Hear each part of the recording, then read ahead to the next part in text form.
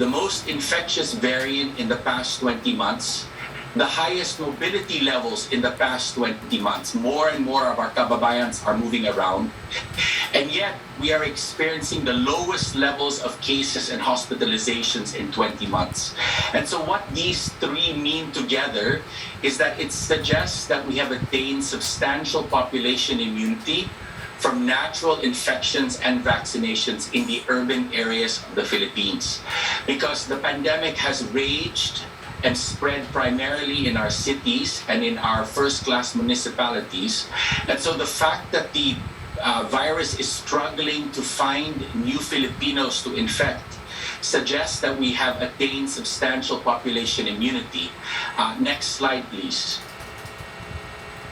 This is to compare the Philippines with three of our ASEAN neighbors. So if you look, the lowest graph is the Philippines, and we are at 500 cases per day.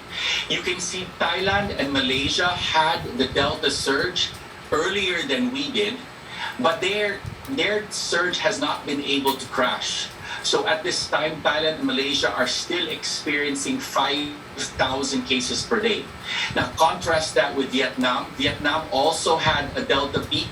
Unfortunately, the Delta peak has resurged, and Vietnam is still experiencing some significant numbers of COVID-19, 15,000 or so per day.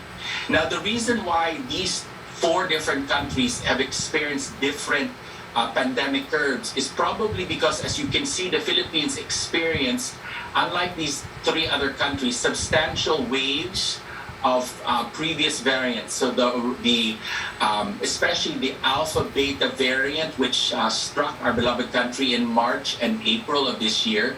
And so combining the vaccinations and the natural immunity, what you're seeing here is that many of our cities where the pandemic tends to focus are now stable enough to prevent transmission. Next slide, please.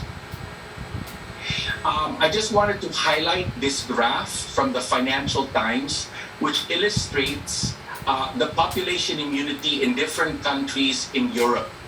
On the left-hand side, you have Spain, which has about 90% of eligible population vaccinated. And the NCR and many of our urban cities have very similar vaccination levels. And what you can see on the left-hand side, if you focus on the red curve is the number of deaths. And what you can see is that the higher the population that is protected, the smaller the red curve. And across Europe, what you will notice is as the vaccination levels drop, the red curve begins to explode because the current wave that is flowing through Europe, which is Delta-driven, is still quite significant. At this time, given our significantly high numbers of vaccination, not only in the NCR, but in many of our cities, Secretary Vince just sent me the numbers for our cities and our first-class municipalities, and many of them are quite significant, above 70% for the first dose at least. What we're seeing here is that at least the NCR, with nearly 100% protection of the adults, and with increasing numbers of our teenagers, is probably going to be robustly protected against the future surge. Next slide, please.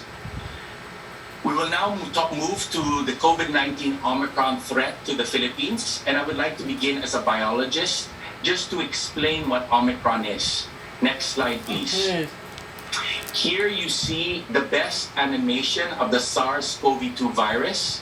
And on the surface of the virus, you see about 25 spike proteins. And these spike proteins are important because the virus uses the spike protein as a key to enter the cells of our body. Next slide, please. So for the duration of the pandemic, we had four important variants of concern: Alpha, Beta, Gamma, and Delta. Notice that we experienced Alpha, Beta, and Delta surges in the Philippines, but not really a significant Gamma surge. Next slide, please. We now have Omicron, and this makes the fifth of the important variants of concern. And the most significant change is that this virus, this version of the virus, has 50 plus mutations. Next slide, please. Let me explain.